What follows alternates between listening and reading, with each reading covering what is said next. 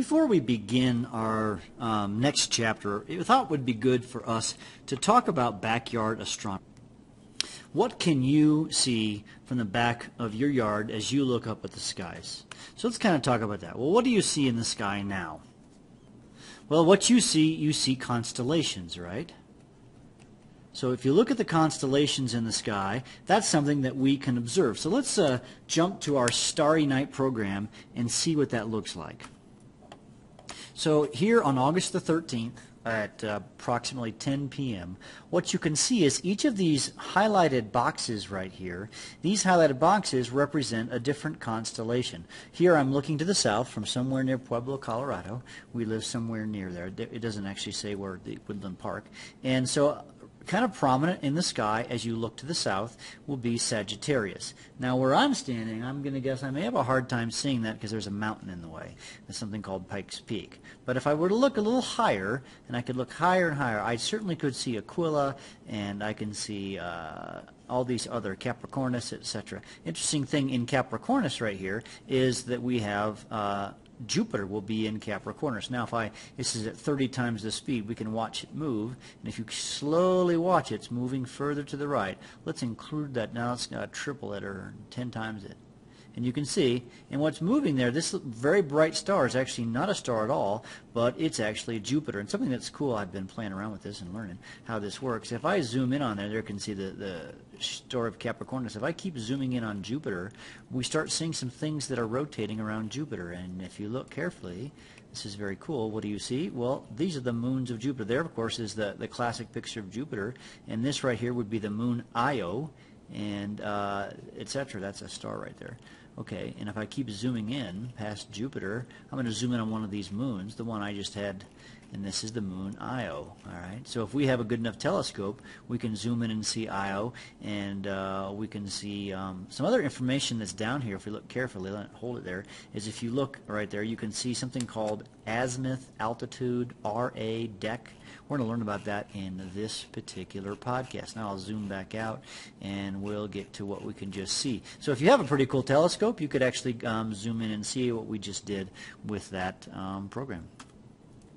So you can see the constellations, but it actually turns out there is also something that you may also see, and that's called an asterism. An asterism is an easily recognizable group of stars that may or may not be part of a constellation. Some examples of that are the Big Dipper. The Big Dipper is actually not a constellation. Everybody thinks the Big Dipper is a constellation, but actually the Big Dipper, it actually overlaps two different constellations. It's the Great Bear, and I think it's Ursa Major, one of them. Yeah, Ursa, I'm checking my book here. Ursa Major. So it's actually in two different constellations at the same time.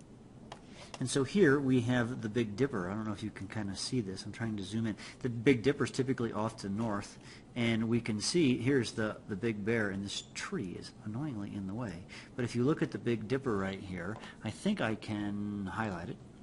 Well, I was trying to get the program to actually highlight the Big Dipper, but the Big Dipper is actually here. Alkid, these are the stars now labeled Mizar, and then we have this kind of the Big Dipper right here.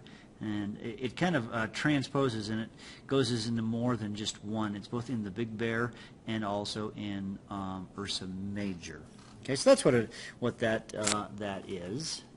And secondarily, there's something called the Summer Triangle. And the Summer Triangle, it incorporates, actually, we're not going to go back to the program, but just to get the idea, it's in three different constellations. So this is found in three constellations. So that's what an asterism is. Okay, now there's an important star that we should talk about, and that is the star Polaris. Now Polaris is unique because it is called the North Star, and you see all the stars, they move. Now we can go back to our program here, and if I were to say, all right, let's just turn time back on here at 3,000 speed, the stars are moving. But if you look carefully here, there is one star, in fact it's highlighted here, Polaris, that doesn't appear to move. Polaris is always there. Now, they just became day, so you can't see it. But as it gets evening time here, we're going to see Polaris again. Polaris is the North Star. So all of the stars go around Polaris. Now, Polaris itself does move just an ever so small amount, but it is the central star that everything, because this is exactly right above the North Pole of the world. So the North Star, or Polaris, is the star from which all stars, at least up here, they don't actually do this, to revolve around. So that's pretty cool. And it turns out actually there is one in the southern hemisphere. This only applies if you live in the northern hemisphere. But there is also one in the southern hemisphere, of which name I have forgotten. But they have a similar star. Apparently not quite as nice as the Polaris. It moves around a little bit more. And yeah. Well, actually, I've decided to just go to a little place called Peru. So now we are looking at the night sky to the south of Peru itself. If you were standing in Peru on this same date, and if I now cause everything to rotate, now of course we just hopped into daytime, it will get daytime faster. Let's move it faster here. Okay, boom. Now if you look at this, it looks like it's going to travel around this octane. So the southern sky looks very different. So if you're in the southern part of the world, so in the south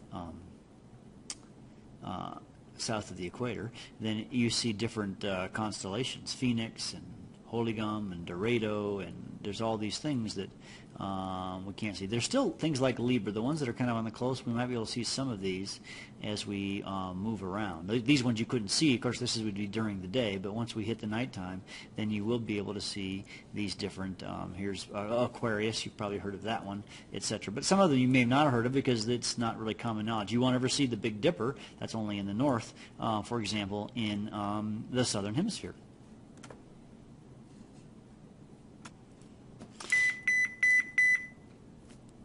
Oh, sorry about that. My phone just beeped at me. Hey, you can use, when you're looking in the backyard telescopes, binoculars and telescopes. You can see some cool things with just a decent pair of binoculars. In fact, a decent pair of binoculars that you might have just laying around are better than the stuff that Galileo had when he was studying the stars for the first time. So, now, there are things called star charts here. And this is an example of star chart. They can be on paper, like we can see right here, and then we can say, well, where's this particular one? And each of these actually thing represents a different constellation, and they've got them all highlighted.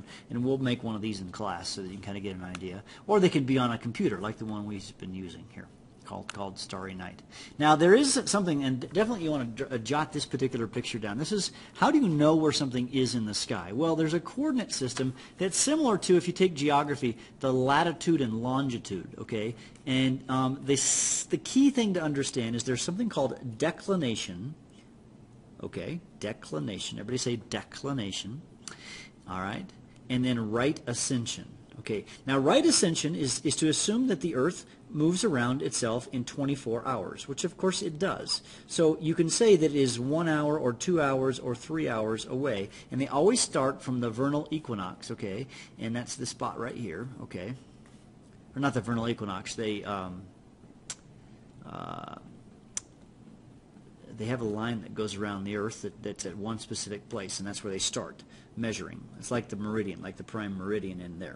And then you can either go degrees down, the declination will be negative if you're going to the southern hemisphere, and this would be 10 degrees, 20 degrees. And at the top of here you would have 90 degrees, and down at the bottom you'd have negative 90 degrees. And so this can tell us a particular location on the Earth. So let's look at that with our starry night. So here we are at this night sky of August 16th, 2009, and we are looking somewhat to the northwest. Here is that, here we are at looking to the north. There's the Big Dipper kind of thing right here. And let's look at the star Merak. And if I highlight the star Merak, if you look carefully, there's actually something called, oops, I can't highlight it and show you at the same time, can I? Okay. What you see, let me see if I can make it blacker. You'll see the declination is 56 degrees, 22.951, so 56 degrees roughly, and its right ascension, or ascension, is 11 hours, okay, and so about 11 hours, and that would be true for that star. But if I jump over here to this Arcticus one, or whatever, we're going to see now his degrees, his declination's 19, and right ascension is 14. So basically you take a line and you take that line, and if I have a star